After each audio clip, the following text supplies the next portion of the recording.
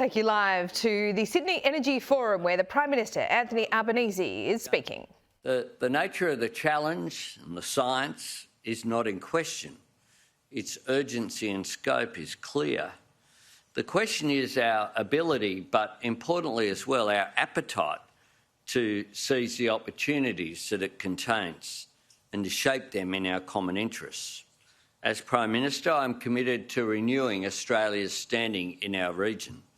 This work is underway, demonstrating our government's commitment that each action that we take, each policy that we pursue in this space will be driven by a larger vision of our shared future, a future with new, clean energy industries and jobs as its foundation, powered by renewable energy produced in Australia.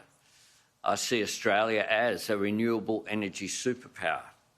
But the only way to build this future is to start with the realities of the present. Russia's brutal and illegal invasion of Ukraine is a terrible human tragedy. It's one I witnessed firsthand just over a week ago on what some have called my holiday to Kyiv.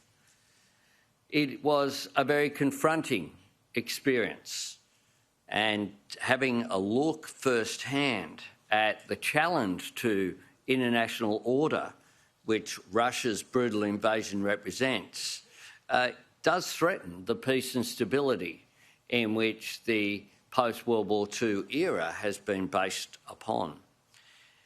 But it's also exacerbating global energy insecurity, it's impacting the supply and price of energy, and it's reshaping energy markets.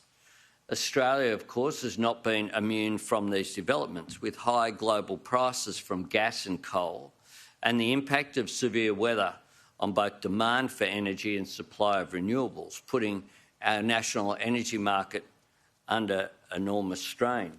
So when I look at the subheading of this conference about securing clean energy supply chain issues, it's a reminder that we no longer live in a world, if ever we did, where the nation state was immune from activities on the global scale.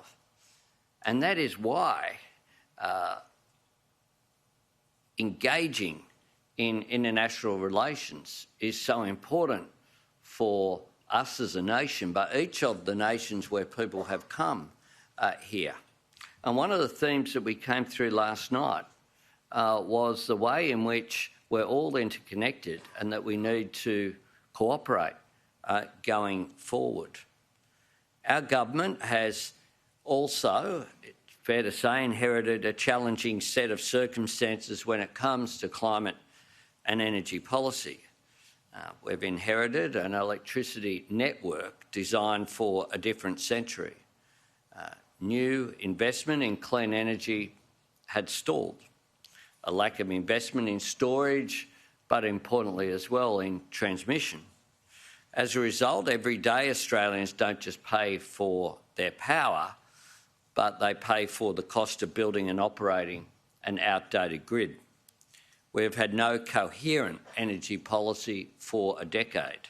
It has left us missing out on the jobs, growth and opportunities that our abundant renewable resources could deliver.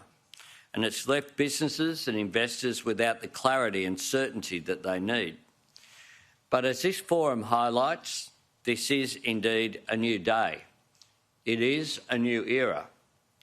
We need to act, and my government will act.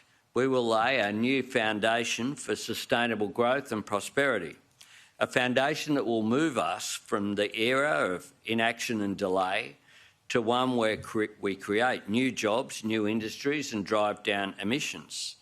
I've said we need to end the climate wars, and when we delivered our changed NDC to the United Nations FCCC, I was very pleased that we were joined by Jennifer from the Business Council of Australia, the Australian Industry Group, the Australian Chamber of Commerce and Industry, the National Farmers Federation, the ACTU, the Australian Conservation Foundation and the Clean Energy Council.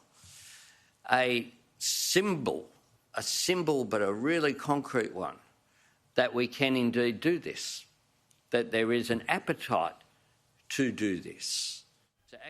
And that's where we leave the Prime Minister Anthony Albanese giving a speech there in Sydney. If you really want to continue watching that speech, you can do so on our Sky News Extra channel.